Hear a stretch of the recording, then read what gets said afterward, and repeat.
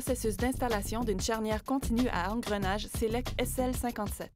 Ce vidéofilm nous décrit le processus d'installation d'une charnière continue à engrenage Select SL57. L'installation d'une charnière Select ne prend pas plus de temps que l'installation d'une charnière classique, mais le choix d'une charnière Select vous fait gagner du temps et simplifie le travail, en plus d'éliminer aussi les besoins ultérieurs de réparation. On examinera tout d'abord comment positionner la porte et la charnière, puis comment fixer la charnière sur le cadre de porte et sur la porte, et finalement, comment vérifier que la porte peut manœuvrer correctement. Par ailleurs, veillez toujours à appliquer les pratiques de sécurité adéquates lors de l'utilisation d'un outil motorisé et à porter des lunettes de sécurité.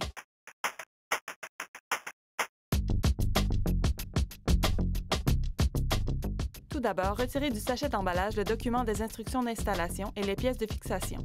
Lire attentivement les instructions avant d'entreprendre le travail et conservez le document des instructions d'installation.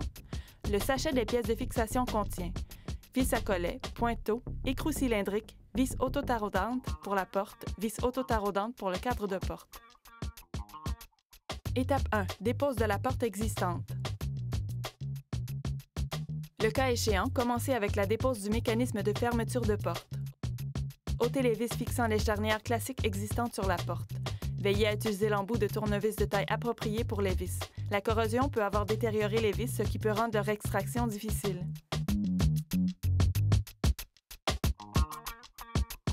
Retirez la porte de son encadrement. Placez ensuite la porte sur l'emballage de la charnière Select pour protéger la porte contre d'éventuels dommages.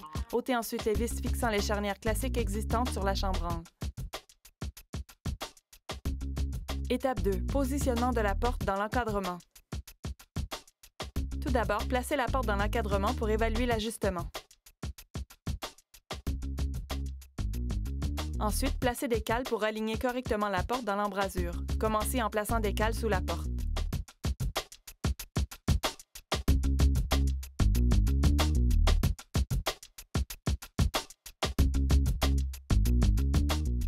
Placez les autres cales pour établir un espacement de 3 mm au sommet et sur le côté où se trouve la serrure. Lorsque l'espacement approprié est établi, il n'est pas indispensable que l'équerrage du cadre de porte soit parfait. Étape 3. Préparation de la charnière.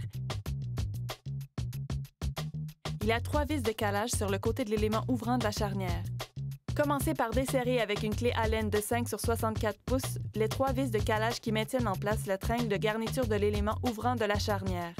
Veillez à ne pas trop dévisser ces vis, elles peuvent tomber et il pourrait alors être difficile de les retrouver. Après le desserrage des vis de calage, retirez la tringle de garniture de l'élément ouvrant de la charnière. Ôtez ensuite la tringle de garniture de l'élément dormant de la charnière qui n'est pas fixé à la charnière. Étape 4. Fixation de la charnière sur le cadre de porte. Tout d'abord, alignez la charnière avec le sommet de la porte et centrez la charnière sur le cadre de porte. Il est possible de déplacer la charnière horizontalement pour l'aligner avec une surface de brique ou une moulure, même si l'aplomb ou l'équerrage n'est pas parfait. Veillez à ce que l'élément dormant de la charnière recouvre le cadre de la porte de 7/8 de pouce ou plus. Il n'est pas nécessaire que le mécanisme à engrenage de la charnière soit parfaitement centré sur l'espacement entre la porte et la chambranle, et un alignement parfait entre la porte et la charnière au sommet n'est pas indispensable. Ensuite, marquez la position des trous à percer. On recommande de marquer la position des 4 trous supérieurs.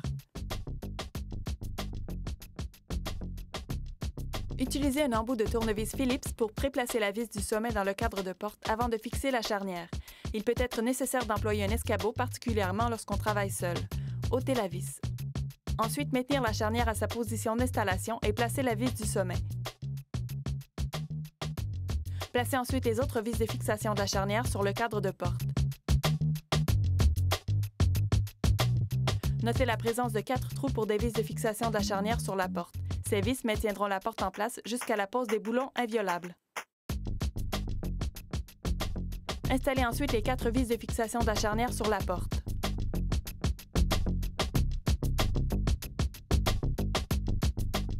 Étape 5. Contrôle du mouvement de la porte. Après l'enlèvement des cales, vérifiez que la porte peut manœuvrer librement dans les deux sens. S'il est nécessaire d'ajuster le mouvement de la porte, ôtez les vis de fixation de la charnière sur la porte, calez de nouveau la porte et percez de nouveaux trous de passage des vis à travers l'élément ouvrant la charnière. Il ne faut pas oublier qu'après l'installation de la charnière, la porte s'abaissera d'environ 1,5 mm. Étape 6. Pose des boulons inviolables. Tout d'abord, remettre en place les cales dans l'espacement sur le côté où se trouve la serrure pour maintenir la porte fermée pendant la pose des boulons inviolables.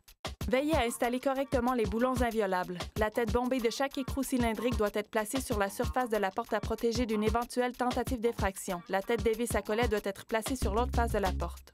Ensuite, avec un foret de 10 mm, percez des trous dans la porte pour les écrous cylindriques. Veillez à maintenir le foret perpendiculaire à la surface de la porte. Enfoncez ensuite chaque écrou cylindrique avec un maillet de caoutchouc. Il n'est pas indispensable qu'un écrou cylindrique soit complètement enfoncé. Il s'enfoncera complètement lors du serrage de la vis depuis l'autre côté de la porte. Finalement, depuis l'autre côté de la porte, placez une vis à collet dans chaque écrou cylindrique.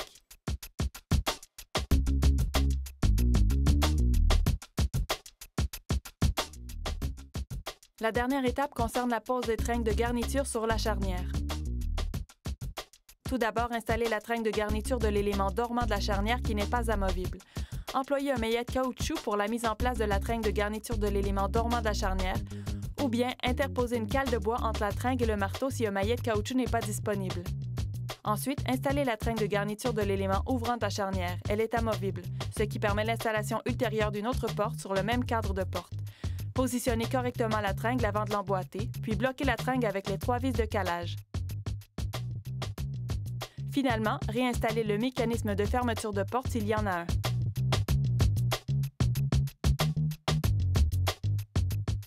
Le processus d'installation de la charnière Select SL57 est maintenant terminé et la porte est prête pour toute une vie de service.